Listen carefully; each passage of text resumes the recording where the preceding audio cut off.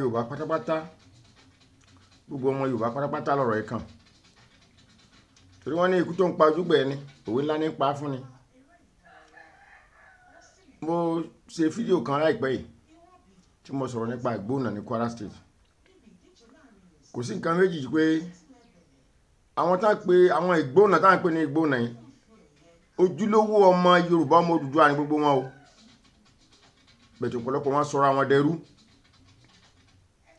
àwọn dẹrú ẹ̀sìn. Ìkan nínú àwọn ọmọ ìgbóònà sọ lórí social media láìpẹ́ yìí pé Tinubu ò dá sáwọn ní ìgbóònà, wọn Fúlàní fogun jà wọ́n ń gbóònà. Èmi lóore ọ̀fẹ́ láti rin ìrìn àjò nílẹ̀ ìgbóònà yẹn. Tẹ́ bá bẹ̀rẹ̀ láti Àjàṣẹ́ epo Òmùpó ńbẹ́ńbẹ́ Ìdọ̀fìàn Igbó Òwú Ìlọ́ta mo gbà kí ló kọ ìlú ìtì jẹ́ bẹ́ẹ̀ bẹ́ẹ̀ lọ látàjàṣẹ́ ìgé kágbòkè ya kájáde sí Gbàjà Òkè Ọdẹ Bàbá Ńlá láti Gbàjà ìgé kágbọ̀ Fàrèsé kálọjá Ságànjìn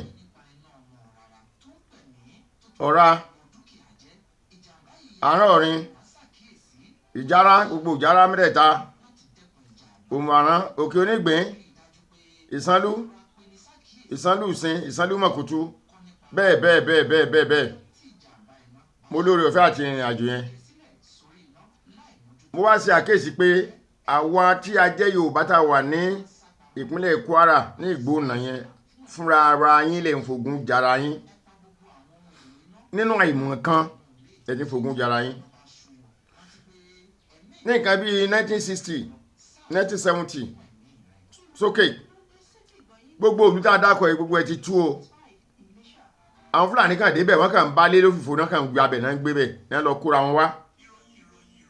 Kí ló fà? Èkó ni gbogbo wọn lọ takú sí. Nígbà tẹ́ fi lé ìlú yín lẹ̀ tẹ́ fi lẹ̀ yín lẹ̀ àwọn Fúlàní àwọn marauders wanderers tí wọ́n mọ̀ ibi tí àwọn níbi tí wọ́n fẹ́ dé tẹ́ bá bá yín lójijì ń bẹ̀ tẹ́ bá dé Òkè Ọdẹ ìlú ńlá lòkè Ọdẹ tí mo mọ̀ bẹ̀rẹ̀ dáa mo sì gbé bẹ́ẹ̀ mo gbé Ìgbàjà tẹ́ bá dé Òkè Ọdẹ níjọ́ tí wọ́n bá ná ọjà wọn ẹ mọ̀ pé Yorùbá ti tán bẹ̀ yẹn. Gbogbo àwọn ìlú tí mo dákọ̀ yìí Ọ̀rá tó fi dé táwọn máa lọ gbà jáde sí Sàárẹ́ dé Bàbá Ńlọ mọ̀ tẹ́ bá rí àwọn Fúlàní bó ṣe bu ìlú yẹn pa.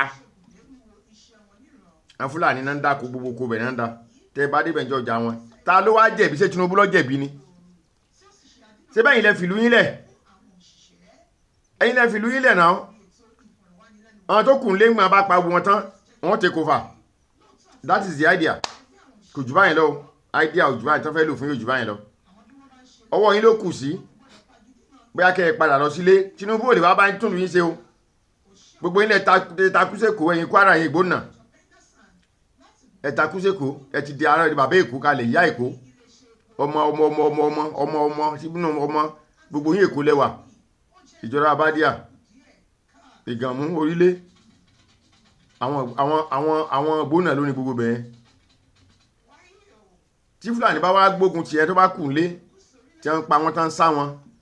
Ìkan nínú Bàbá Ńlá ọba ìlú yẹn wọ́n mú ó wà l'Ábùjá báyìí tó ń conspire pẹ̀lú àwọn Fúlàní ajínigbé POS ìyàwó ẹ̀ náà fi ń sanwó fún àwọn ajínigbé kó tó ipò fi wá mú.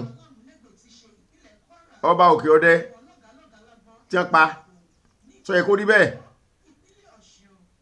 bẹ́ẹ̀ ẹ̀yin Ìgbàjà ẹ má múra ẹ má ṣàfihàn o ẹ̀yin náà ẹ má retí ẹ má ṣàfihàn ẹ má retí. Ta ló fẹ́ gbìjà ẹnìkan náà? Ẹ fìlú yín lẹ̀ ẹnìkan sọ ń gbà yẹn pé wọ́n máa tó dé sí Ọ̀ṣun àti kíní mo ní ká gbàgbé lórí ẹ̀. Ẹ wá sí ìpínlẹ̀ Ọ̀ṣun ẹ wá wo báwa ṣe ń treat àwọn Fúlàní. Kò sí grace kankan. Ẹ tó sọ fún mi ní Ìgbóònà gbà yẹn ó ní lóòótọ́ we share the same culture and the same religion. Ṣé ẹ rí pé madness ni ẹ bá mi fi fídíò ìránṣẹ́ sí gbogbo àwọn ọmọ Yorùbá bí kíbi tí wọ́n bá wà lágbàáyé. Ẹ bá mi share rẹ̀ kán rí kán gbọ́. Àwa là ń gbàbọ̀dè fúnra wa. Àwọn ọmọ Yorùbá là ń gbàbọ̀dè fúnra wa. Àbọ̀dè in the sense pé Fúlàní ẹ̀sọ́dọ̀ rẹ̀ yẹn ẹ̀sìn kan náà lẹ́ ń ṣe, culture kan náà lẹ́jọ́ ní. Ṣé Yorùbá àti Fúlàní a ṣí culture àti language ẹjọ́ torí Ọlọ́run? Ṣé ẹni pé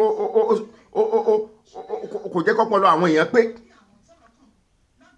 torí ìyé yìí ń kọ́ ó ń kárí kúrẹ́kọ́ lọ túnlé ẹ̀ ṣe o. Ìlú tí mo wà yìí ní